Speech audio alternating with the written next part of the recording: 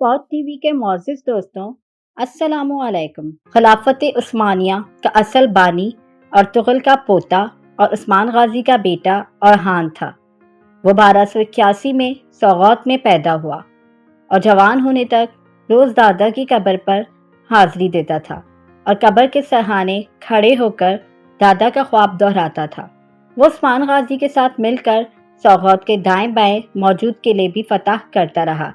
सन 1300 में इलाके की चारों बड़ी रियासतें जवाल पजीर हो गई थीं।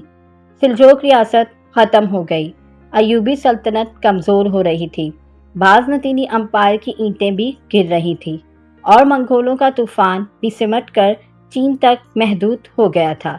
एशिया कौचिक में इस वक्त गिरे हुए किलों, खाक उड़ाते शहरों, बिखरते महलात और गुजरे वक्त के नोहों के सिवा कुछ नहीं था। लेकिन आप कुदरत का मौजज़ा देखिए कि इसी खून आशाम दौर में दो नई ताकतें पैदा हो गईं। उज़्बेकिस्तान में अमीर तैमूर ने जन्म ले लिया और तुर्की में अर्तुगरुल का ख़ानदान सर उठाने लगा। अमीर तैमूर और औरहान दोनों के दौर में ज़्यादा फ़र्क नहीं। अमीर तैमूर ने औरहान के पोते बायज़ीद यल्दरम को 1402 में अंगूरा इनकरा में शिकस्त दी थी। ये दोनों ताकतें बहरान में उभरी और ये देखते ही देखते तारीख बन गई। औरहान ने 1326 में उस्मान गाजी के इंतकाल के बाद अनान इक़्तिदार संभाली। उस्मानी सल्तनत इस वक्त सौगौत से शुरू होती थी और 100 किलोमीटर बाद बोरसा पहुंचकर ख़त्म हो जाती थी।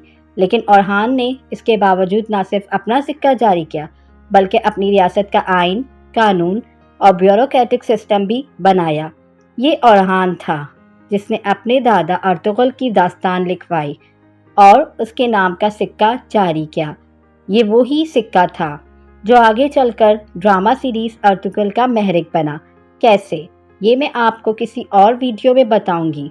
अर्तुगरुल ख़ानदान ने फैसला किया था ये इस्लामी दुनिया के साथ छेड़छाड़ नहीं करेंगे। इनका फोकस बाज़नतीनी रियासत होगी, लिहाजा ये सिर्फ इनके किलों पर हमला करते थे। औरहान ने बोरसा के बाद अज़नीक, अज़मियत और कराची के किले फतह किए। आप अर्तुगरुल में बार बार निकोसिया और नोमीदिया का जिक्र सुनते रहे हैं। निकोसिया आजकल साइप्रस का दारुल हुकूमत है, जबकि निकोमीदिया यूनान का शहर था। दोनों शहर 14वीं सदी के अहम और बड़े होते थे।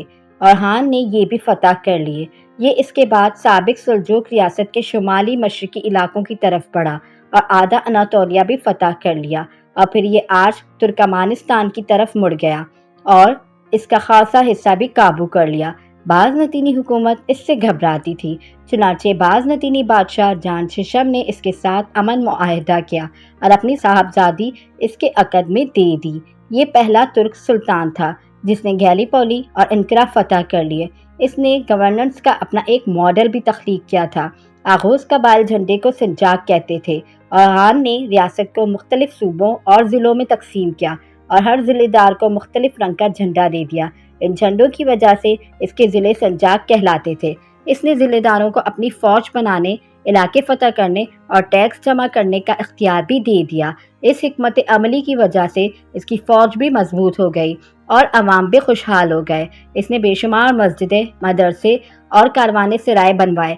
वो एशिया कौचिक का पहला हुक्मरान था जिसने बोरसा में यूनिवर्सिटी बनाई थी और ख़ान के बाद उसका बेटा मुराद अव्वल सुल्तान बना और उसने सल्तनत उस्मानिया को हकीकतन सल्तनत उस्मानिया बना दिया।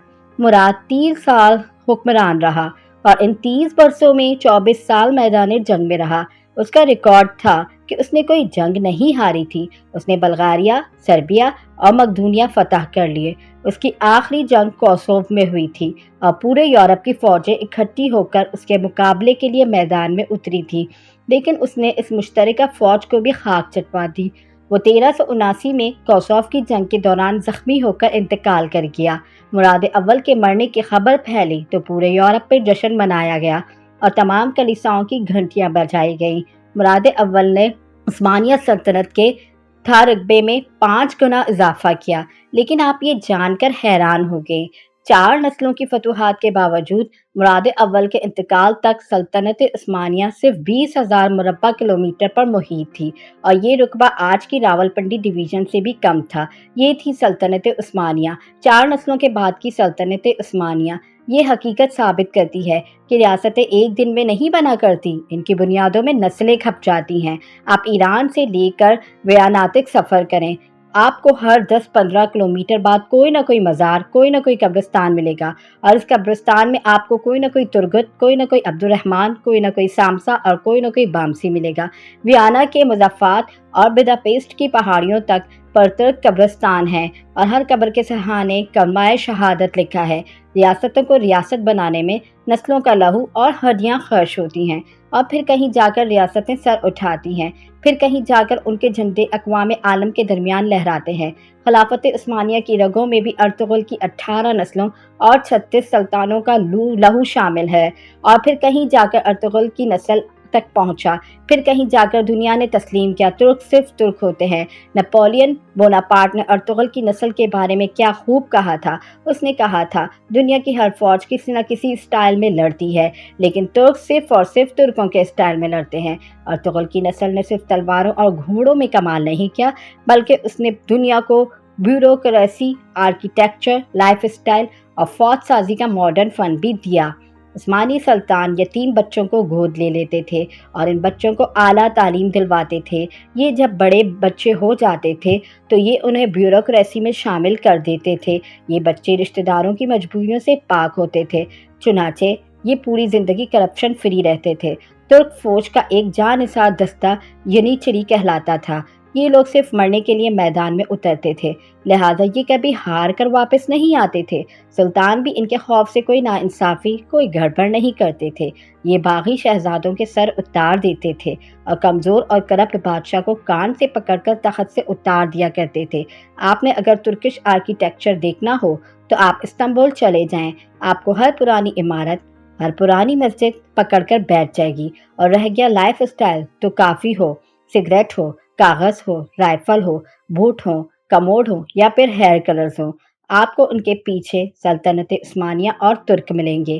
یہ تمام چیزیں ایجاد تو یورپ میں ہوئی، لیکن انہیں بنایا اور مارکیٹ ترکوں نے۔ ارطغرل کی نسل کے ہر سلطان نے اپنے نام سے ایک محلہ آباد کیا تھا، اور اس محلے میں شاندار مسجد، مدرسہ اور شفا خانہ بھی بنوایا، اور اپنا مقبرہ بھی۔ آپ قدرت کا انعام دیکھیے، ارطغرل کے پاس خیمہ لگانے اور گھوڑا باندھنے کی جگہ نہیں تھی، لیکن پھر اس کی نسل میں ایک ایسا وقت آیا جب 3 بر اعظموں پر ان کی حکومت تھی۔